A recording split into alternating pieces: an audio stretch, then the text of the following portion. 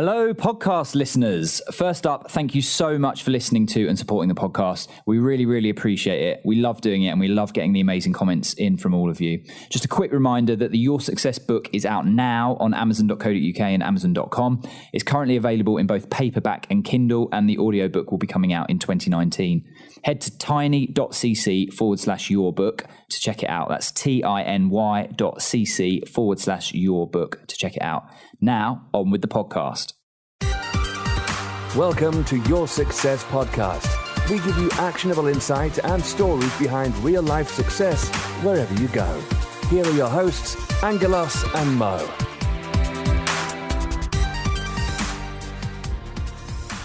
Welcome to Your Success Podcast. I'm Mo. And I'm Angelos. Today, we've got the very special topic of, are you casual or committed to your success? So are you very casual about your success? Are you just interested in becoming successful, whatever that means to you? Or are you absolutely committed, and is there nothing that you won't stop at to achieve what you want to achieve? So, once we got through the intro, Angelos, what is the difference between having a casual approach to success and being absolutely committed to it? Okay, I'll give a real life example, but I'll keep the two people anonymous. Okay. So let's call them John and Jim, right? Yeah. So John and Jim, they both wanted to become successful property investors. And what does that mean to leave their job and become a full-time property investor? So John went with Jim back in 2010, and they looked at various properties in a certain area. Now, Jim was absolutely committed to achieving this endeavour. Nothing was going to stop him. John was like, I'll tag along for a ride. I like this idea. It seems pretty cool. I'll have a crack at it. Fast forward a year, John's well and truly been sidetracked. He's found another interest, another shiny penny distraction, whereas Jim has well and truly done his research. He started buying in that area. He's got his portfolio and he's rocketed up and he's absolutely committed to his cause. Nothing's going to stop him. Whereas John, on the other hand, he's like, well, yeah, it's a nice idea, but I never really was truly committed, and John didn't make that conscious decision to be committed to that process and achieve the things that Jim did. So, yeah, I mean, have you got any examples of where being casual or committed I think for me, the best example is probably just health and fitness. So I have been through numerous times in my life where I've been interested in losing a bit of weight and interested in trying to get a six-pack, not getting a six-pack.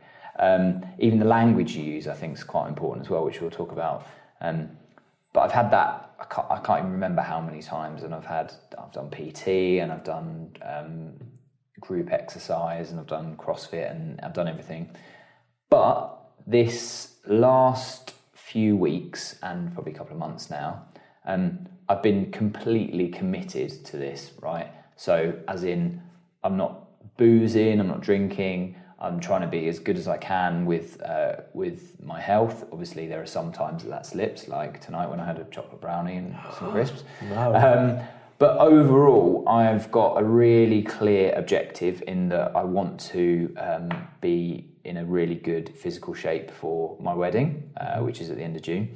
And that has really driven me to be completely obsessed and committed to the cause, which in a way that I've never felt before. I've always had this commitment from a business point of view and from an entrepreneurial point of view, but never from a health and fitness point of view. And I think I've just found something that is going to hold me accountable in that I want to achieve that thing. So firstly, I've got to say that you are looking quite trim. Thanks, mate.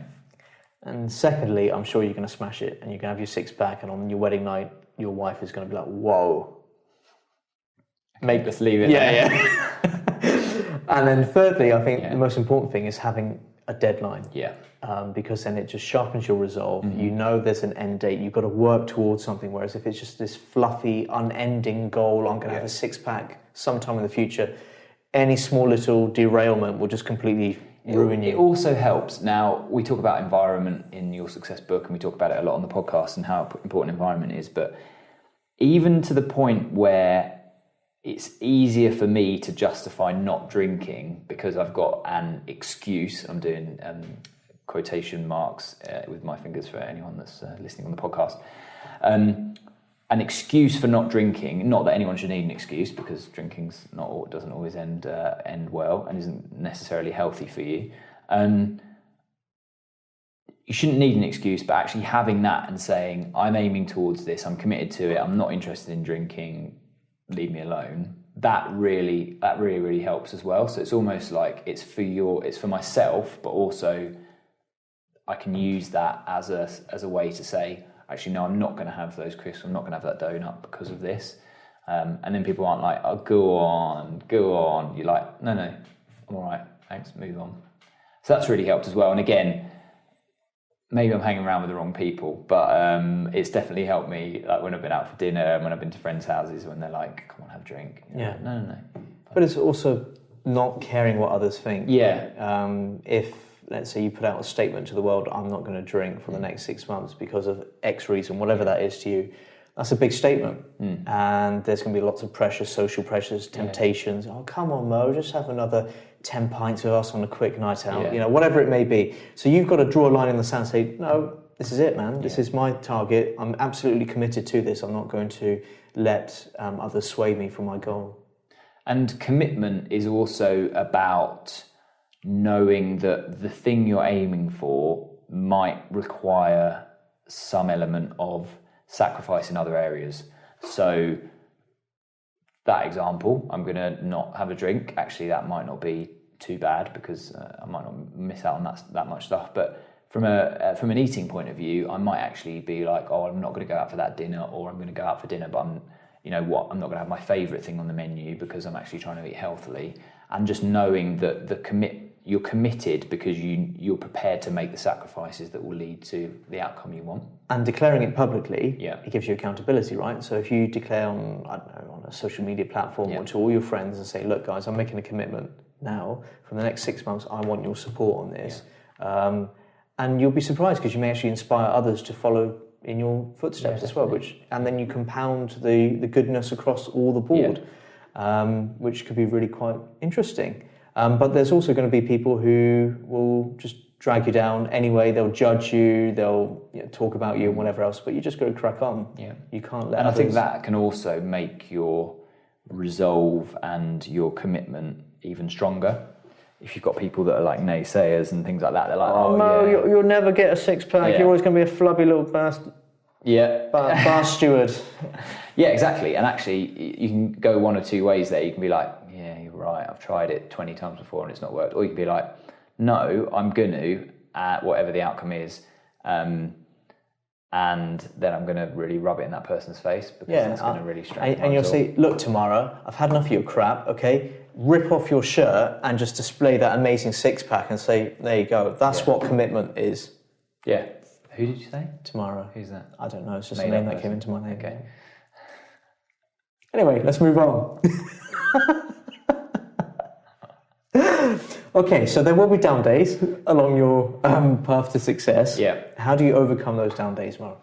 Well, I suppose it's a little bit like what we talked about in the last Your Success podcast we recorded. Except that you're going to have some down days. If you're celebrating wins along the way, you can always refer back to that to get some perspective. So we talked about Lewis Hamilton, 6 races, won 5, loses the 6th. If you don't celebrate those first 5 wins and then you have a down day and you lose your 6th one, that's all you're going to focus on. If you've had 5 wins, you can be like, actually, I'm 5 out of 6.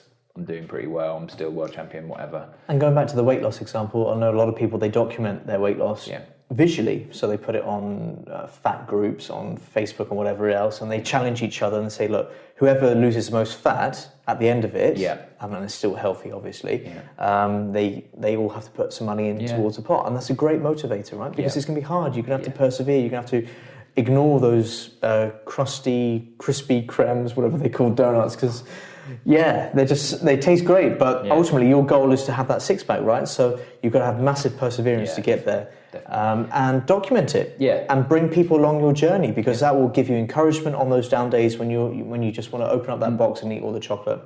And your down days won't be as bad if you're really striving towards a certain vision, because that will almost keep you motivated on those days, because you can always refer back to the reason why you're doing something. And if the reason why you're doing something is strong enough, you'll try, 999 times, 1,000 times, 1,001 times. You just keep going until you hit that objective.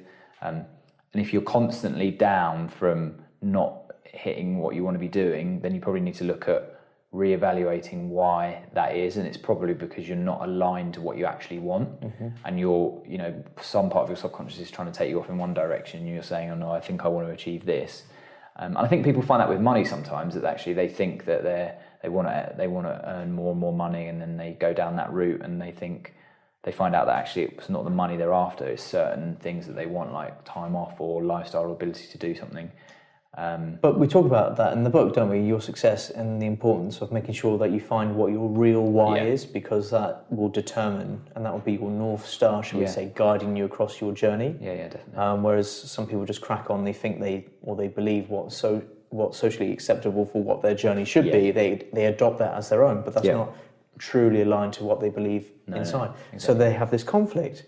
And eventually, after a few months of the enthusiasm goes, and then you just stop, and it's a complete waste of time. And then later on in life, you think to yourself, well, what's the point in doing anything? Because I'm only going to stop. But that's why it's really important, and we talk about it in the book and how you can do it in the book, and that's really important. To make sure that your success journey is truly aligned with what you want in life. And like you say, if it's not, then it's going to be very easy. It's going to be very easy for you to flip from one thing to the other. You can have a bit of bad experience in one. You're going to be like, oh, that looks interesting over there, and that looks easier. Actually, nothing's easier. It's just different. And if you already started down a journey, you need to make sure you've exhausted the options if that's what you want to do. Cool. So we want to know from you at home, how have you overcome those down days? What are you truly committed to? Please share it with us. We'd love to engage with you and share ideas. How do you stay obsessed with something, and how do you balance obsession as well? Because obsession versus balance, which we talk about in the book. How do you maintain complete obsession on something, but also have room in your life for other things, which is important? Yeah. So we've mentioned the #1 best-selling book that we've written. Have we? Once or twice, called Your Success, and we have recorded the audio version, which is being polished up as we speak. And it's not simply us narrating it in our beautiful voices. We are also injecting loads of mini podcasts along the way within the chapters to give you extra value, extra insight into why we wrote it. So we can't wait to share that in the next month or so. But please share your stories of how you've been committed with your journeys of success. Send it to hello@yoursuccesspodcast.com or Facebook, Instagram, Twitter, YouTube, anything. We're out there.